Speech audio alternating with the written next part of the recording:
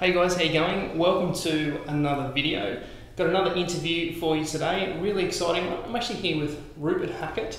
Rupert Hackett is actually the CEO of Bitcoin.com.au and is also involved in a number of different Bitcoin related ventures and in the regulatory space as well. So Rupert, thanks for coming on board. Why don't you give us a quick introduction? Thanks for having me.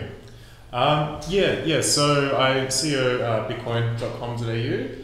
We're a leading retail infrastructure in Australia.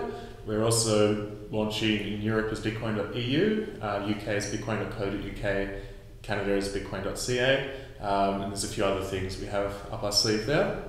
Also have a board director seat, the Australian Digital Commerce Association. So that's been an industry organisation that's been running for about 2 years now. We did a lot of work with AUSTRAC informing regulation for digital currency. We represent about 80% of the digital currency exchanges in Australia. And we have, as members of that organisation, large corporate businesses like EY, ING Bank, AusPost, Victorian government, stuff like that. Recently I just got a board director seat on the IDACB, which is the International Decentralized Association of Cryptocurrency and Blockchain. So they're trying to set that up as a kind of an international forum for communication between countries to foster regulation and create standards basically for regulation, and also an advisor for Apollo Capital, which is Australia's premier full crypto managed fund. That launched I think around January this year, that's the resume at the moment. Wow, so you've got wearing a lot of hats at the moment. You're clearly doing a ton in the space.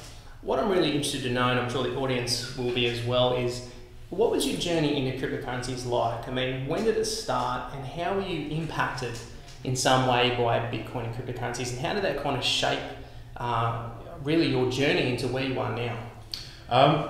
It's a good question. So when I first bought cryptocurrency, it would have been about 2011. At that time I bought it was very much a irrational, emotional, I just want some of this, but no idea what's going to happen of it. It's a cool idea, but I don't really get it. And then I think it was about mid-2013 that I found out about the tech, deep read into it, and had that kind of eureka moment that I'm sure a lot of the people that have gotten onto cryptocurrency can feel as I like to call it, kind of bitten by the Bitcoin bug. And it's that sense where I remember kind of, it's for me it was that, that sense of, wow, this is as profound as the internet or something in terms of what you could do with this tech, and thinking of all the types of businesses that you could remove the centralization, create a much more efficient, much more safe method of interaction or commerce, and that was the beginning of me deciding to really jump into this space, which I started. So I did the world's first Masters in Digital Currencies. It was run out of the University of Nicosia. And that was really exciting. That was where it all began, I guess. And back then, this was 2014. We've got Andreas Antonopoulos giving a lecture, and we've got some of the courses we're building escrow multi-sig wallets, the smart contracts. Back in 2014. What else we're doing? We're talking about the different types of digital currencies that can exist, and the nation states and where they're, and banks and this type of stuff, and that whole interface. And it was really fascinating at that point in time, I think, just to be around people that were really interested in the space, and it was that very kind of niche level still. So that was where it really began. And then I got a job with Dominant Venture Partners. So they're a startup investment firm run by a guy called Dominic Carosa. He was the youngest guy in Australia to ever list a company at 26 during the dot-com boom. He's currently CEO of a company called Crowd Mobile, which is run out of the Netherlands.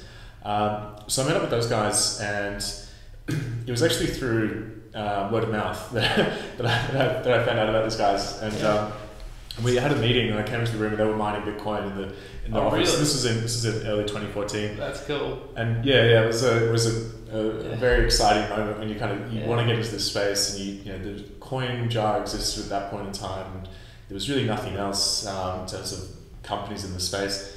So I met up with those guys and started doing writing for them, articles, this type of stuff, Sure.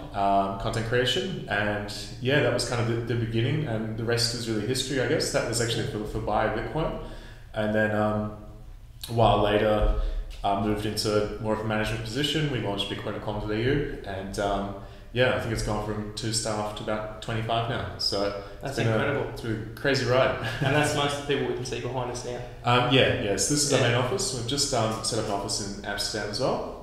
So we've got a general manager over there. So we're looking to launch in Netherlands very soon. Yeah, nice. And yeah, that's this is the hub. That's awesome. That's quite an interesting journey you've been on, and really interesting about the masters. I want to touch on that. So I had a look at your background. You're clearly very educated. You've got about, I think, 4 degrees: engineering degree, psychology, and business degree. So you're well versed in a number of areas. My question is, how do you think your background, coming from very technical, moving into business, do you think that kind of gave you an edge as to where you saw the technology going and the opportunities back then? Yeah, there's definitely a thing, I think, when you look at a disruptive tech, and you really have to see why it's disruptive, and generally that comes from viewing an existing problem with a different lens. And really, I think it was the intersection between psychology and economics that allowed me to see digital currency and really have that profound eureka-esque notion to it. When I was studying economics, it really came from a deep understanding of social psychology, which is human behavior. And economics is really a model of social psychology. It's human behavior towards money. And so when you start to see tech, and the issue of digital currency is that it's all software. So, I never studied development or software engineering, but I quite enjoyed it. And it was having the capacity to kind of understand the tech on a fundamental level. And for me, I had to go down into the tech and validate the Satoshi white paper, as you call it, or look at the hashes and the public-private keys and the cryptography behind it. Yeah. But it's quite palatable, and once you kind of go down to that level, all right, if 1 + 1 = 2, then this is valid. Yeah. Then you have integrity in the system, and then it's like, well, how can we apply this to create a more optimized system? And it was definitely looking at human behavior through the frame of economics that I believe digital currency was something that was completely game-changing. Yeah. And I remember, I think it was at RMIT at that time, being in one of the courses in economics and being like, wow, where's the cryptocurrency subject? Why aren't we talking about cryptocurrency here when we're reading this kind of 101, very draconian, this is the way it is and always has been style lecture. And it's quite cathartic, I think, to be kind of here today, where I think RMIT is actually wanting to lead the way in Australia in terms of the economics industry talking about blockchain tech. So it's it's pretty exciting, I think, in terms of how this whole landscape has kind of developed in such a short amount of time. Yeah, and on that as well, you've been in the Bitcoin and crypto space for a long time, more than probably my estimate, although anecdotal, probably about 80 to perhaps 90% of people in this space right now. How do you feel about Bitcoin specifically in terms of its development from when you got involved up to now? And does it kind of hold any special significance to you, Bitcoin itself, when you talk about Satoshi Nakamoto? How do you feel about Bitcoin and where it was to where it's got to now? So I was professionally working in this space before Ethereum existed or anything like this. So when I started, there was really no secondary protocol worth working on. And I remember back then holding a bunch of altcoins. Litecoin existed before Ethereum. There's a few others that I purchased, and subsequently a lot of them went to zero in terms of value. And I think it's tricky because in this space you really need to understand what is the niche case that I want to solve, or do we think is kind of fundamental to humans to solve. And I still think store of value or money is really the key. All the other kind of value cases on top of that are kind of second iterations of a decentralized ledger. If you're putting information in that ledger, then the most simple kind of fundamental thing is the store of value, the unit of account within that ledger. If we take that and then apply it to, say, smart contracts and computational utility, I guess you could say, you just add a kind of another iteration of complexity, but it really takes away from the fundamental of the ledger. If the ledger is decentralized and it's a unit of account and store of value, then all the secondary value on that is secondary. And that's what I still like about Bitcoin, is that it has, its ledger is fundamentally very secure, and as a store of value it operates really well. And, you know, it's the analogy of digital gold. So yeah, I definitely believe that that when we look at the digital currency ecosystem, the other challenge is understanding what is needed from an infrastructure perspective. So there's a lot of, you know, communication. I remember I was at a Consensus last year in New York, and at that point I think Bitcoin was at $2,500 US, and it was Ethereum was approaching 40 to 44% market dominance. So this was the time when the ICOs were getting hot, and Ethereum was, the flippening was happening, all this type of stuff. And back then, I remember in New York having a lot of conversations with people, and they were very much, you know, well, ICO is the future and Ethereum is the future, but the challenge was still, well, where's the infrastructure? You know, it's completely different to saying, well, here's this conceptual tech that can change everything. But unless you're actually building the infrastructure points and developing the tech into the real world, then really you're creating a solution without tangibility. And I think that's something that's still not understood from people external to this space, is they'll see a tech and speculatively quantify it and say, okay, well, it's worth $2 now, it might be worth 16 in the future or something like this. But really what's required to get and realize those larger values, particularly as you move to higher and higher scalability, is real application, real utility. And to this day, I still believe that Bitcoin has the most real network, so to speak, in terms of touch points, acceptability, transactions per second of people that are actually using it, and presence or brand identity, you could say as well. And it's those metrics that I think are fundamentally important for any digital currency, crypto, ICO, whatever you want to call it, to gain traction and become the things which they've promised to be. We can all sit down and write a white paper, but to build the touch points, to build the trust, to build the users is much more difficult than to theorize the tech. And on that basis, I believe that Bitcoin is still the number one. Yeah, that's probably my key crypto. I mean, I also think that Bitcoin is also the most conservative digital currency, just from the nature of the utility behind it and how controversial it is. It will, compared to other cryptos, I'd say that Bitcoin is one of the least controversial. And from that basis, because I've been in this space so long, I don't want to take more risk. You know, I'm make or break crypto as it is. So again, it would be pretty crazy if I was to jump ship from Bitcoin and start working on a small ICO and trying to build that into retail point infrastructure, because it's just they're too conceptual at this point in time. So for me, I think sticking to Bitcoin is more of a conservative decision than risk taking. I think too, I find that new people that come into the space in a way underestimate Bitcoin. And I think the way they underestimate it is it's been around for 8+ years. Its source code's been worked on by hundreds of developers worldwide for that time. The network's been operational for a long time as well. It's also, like you said, brand recognition, the most well known. But it's also the most likely to have the first ETF. It's also you've got the Winklevoss twins working on back-end regulation and voluntary committees to actually promote the tech, but also to promote the security and custodianship of it as well. And I think once those hurdles are passed and we have not endorsement, but maybe the tick of this is okay from the SEC, from ASIC, I think Bitcoin is just going to go from strength to strength. That's certainly my personal opinion. Yeah. Now, a question. You mentioned the flippening earlier with Ethereum. I think it's a good to move into your opinion or your take on Bitcoin Cash. So I was around when Bitcoin Cash forked off Bitcoin, and the events that preceded that, and some of the, I guess, communication that's come out from Bitcoin Cash since. I think it's been very interesting to sit on the sidelines and watch.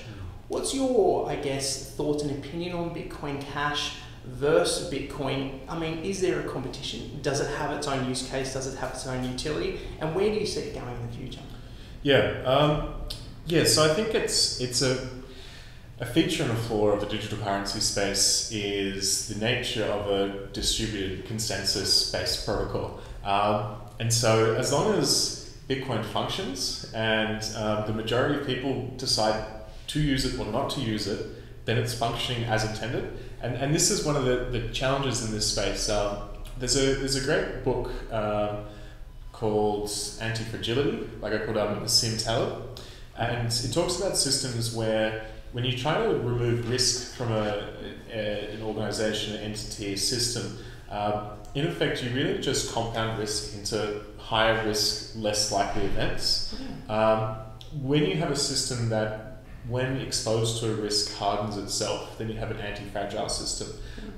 Digital currency is the first anti-fragile economic system. So on that basis, you want to encourage short-term risks that aren't catastrophic.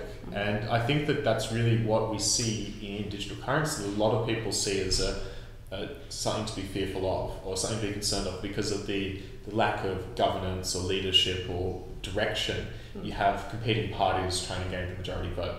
So on that basis, the fact that Bitcoin Cash exists, I think is great because that means the system is operating as intended. What my personal opinion is I think that Bitcoin Core is the legitimate Bitcoin. We've had this issue running, Bitcoin Australia is one of our names, and which one do we support in this whole controversial hard fork? We supported Bitcoin Core because we believe that it would be disingenuous if we were to give people Bitcoin Cash under the assumption they're buying Bitcoin, and we would probably cause more damage than good if we did that. So there's a lot of kind of controversy in this aspect of which one is the legit Bitcoin. But really, when we look at the brand and the majority of the network, they went to Bitcoin Core. That retained the symbol BTC, and as a result, Bitcoin Cash has to either get the majority of users or be recognized as an altcoin. And in my interpretation, it is an altcoin. In terms of where I stand, I think the larger block basis has merit and value. I'm more interested in the Lightning Network and second layer solutions and how that can be applied to scale Bitcoin to a newer demographic or a new utility with micropayments, IoT, buying coffee, these types of things. And I think that has a lot of value, but really what you're creating is a centralized infrastructure on top of a decentralized currency.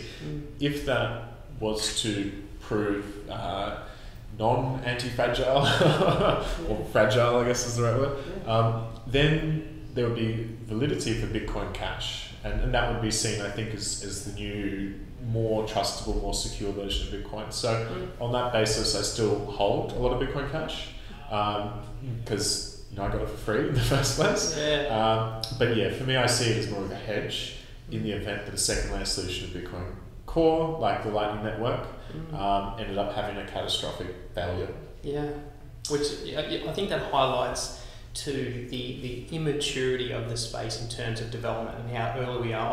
I quite like major developments like the Lightning Network because it gives us indications as to where we are in terms of this market. And anything that gives an indication of, hey, we're in this very, very early, I think is really exciting personally.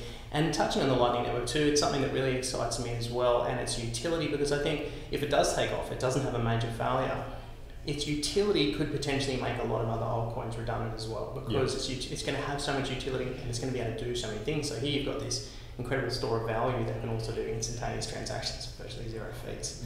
So I think it's very, very interesting.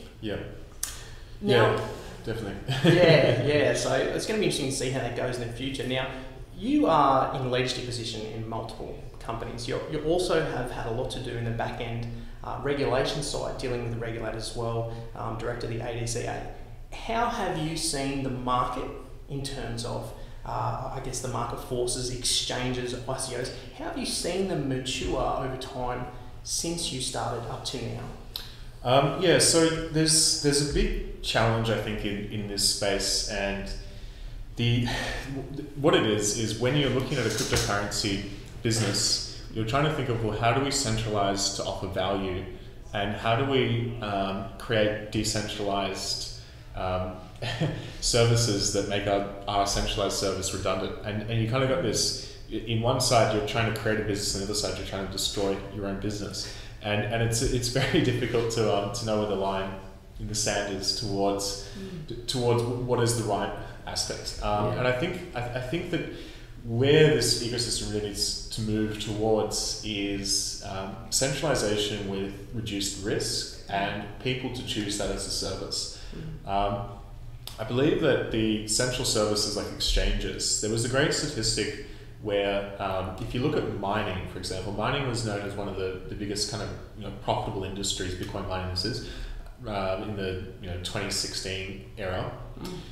Really, when you look at the energy output costs, the on-chain transaction costs to move those Bitcoins versus a centralized exchange like a Binance where coins wouldn't move, the centralized exchanges were doing twice the volume that was traded on Bitcoin's blockchain with no cost because money wasn't actually moving. So right now you've got a centralized service that's offering lower fees and speed, but there's risk there. And I think it's a bit challenging because a lot of people haven't realized the level of maturity and infrastructure in this space isn't quite adequate enough to provide the level of service that they're used to. It's very difficult to get an insurer to insure your Bitcoins. And if an exchange can't do that for your Bitcoins, then you're trusting an unregulated, uninsured bank with your money. And a lot of people that have just joined this space aren't quite aware that, that shouldn't be the status quo.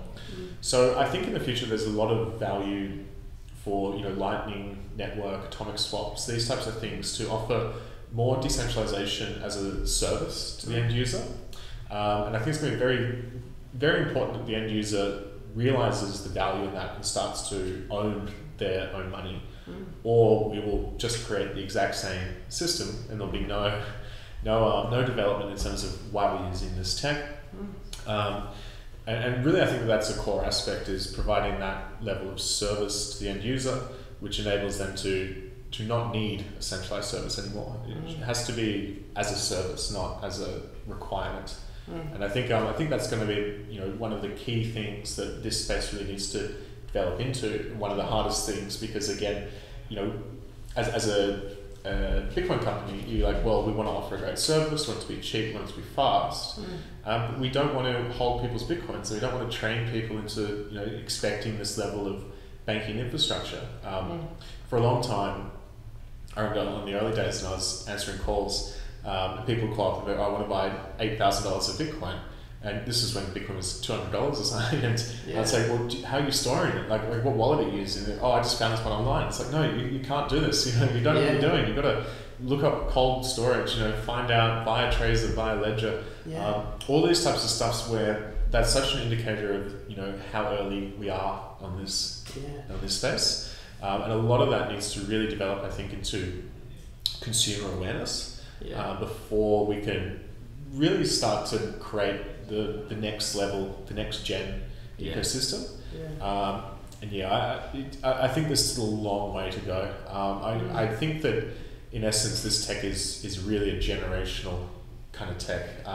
It's quite interesting. I think it's about 75% of our customers are millennial, and so under the age of 34, and that's just so telling in terms of who's using this tech, who's trusting this tech. And it's the same narrative as an Airbnb or an Uber, collective commons, peer-to-peer based XYZ. And I think that when we move that more into banking and money, and then move it into just service in general, any type of third-party relationship, then that is going to take a long time to really transform and constantly iterate to the level where the end user is offered the most value. And I think that will be, I think we'll see continual iterations of that tech.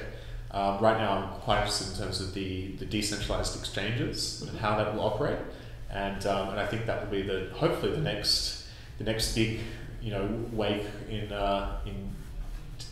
digital currency revolution. But I just hope that we don't have to see a major breach for that to happen.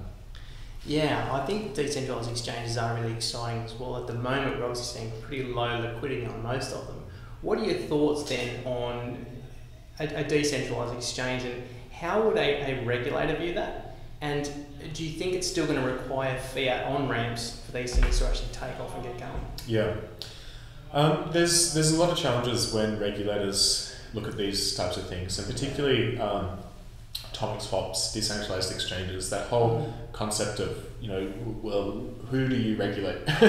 Yeah. Where's the central service? Or if it's two peer-to-peers, then are they behaving and do they come under regulation? And regulators are not prepared for that level of deep knowledge. And when you start to kind of, entertain those types of conversations with regulators, they quickly become concerned that, they're not the smartest person in the room, I guess, and they're significantly not. And then it's a very difficult conversation to get across, but a very important one.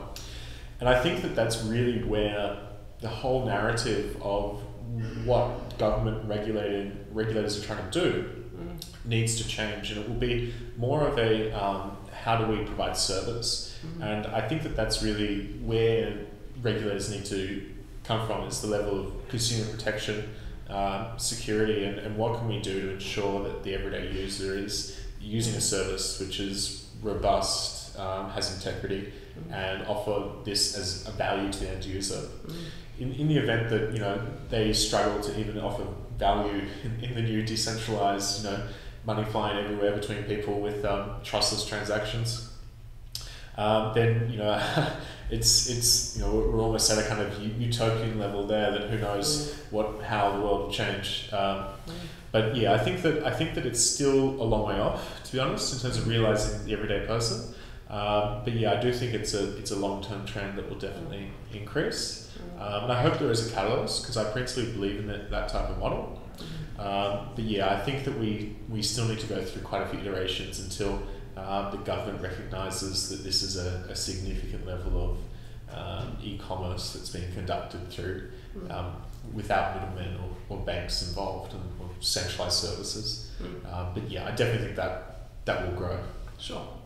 So Rupert, there's a lot of new people coming into the crypto space every day. Even in the 12 months that I've been in here, we can see not only capital coming in extremely quickly, the overall market cap shot up obviously towards the end of last year, but there's so much entrepreneurship in the space at the moment. We can see all these ICOs, we can see people from a number of different industries starting to get into this, not only the ICO side, but we can see influencers and marketing and social media.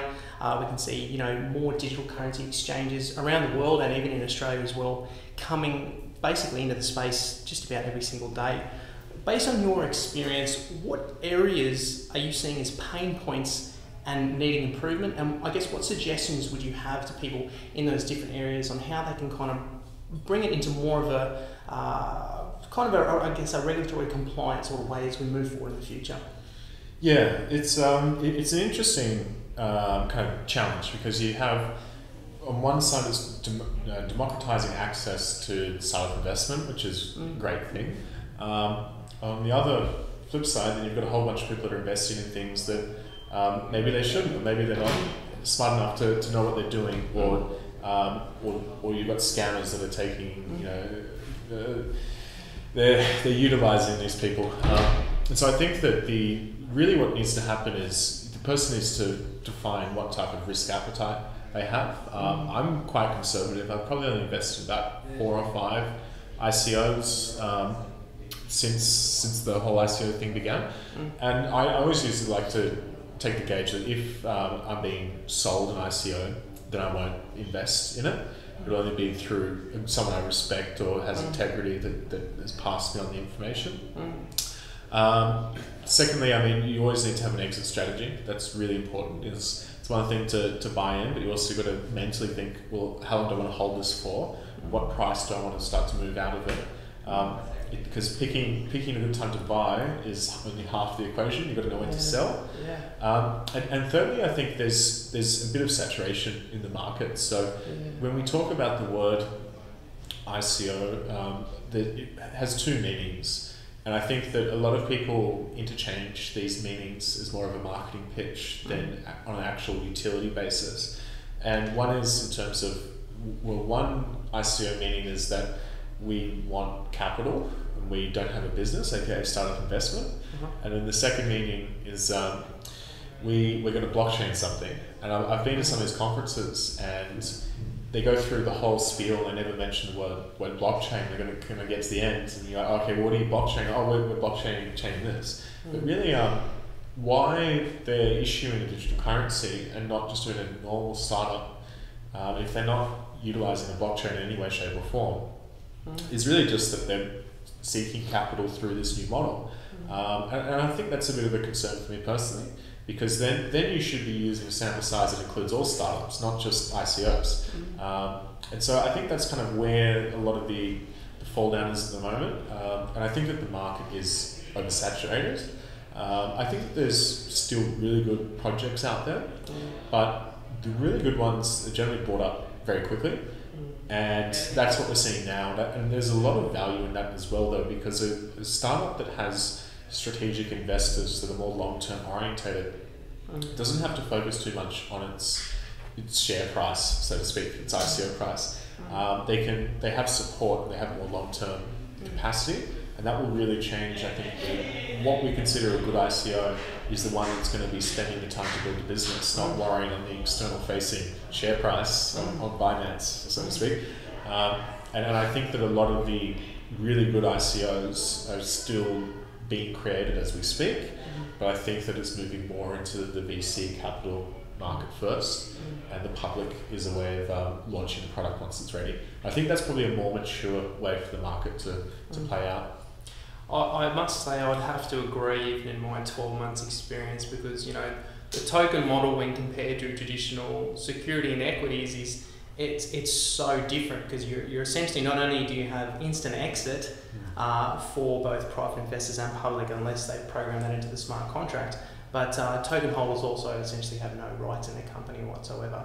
So I totally agree with you there, that moving into that private model, whilst it doesn't provide retail investors as many opportunities, is probably a more mature way long term, and for sustainability of the industry as well. Yeah.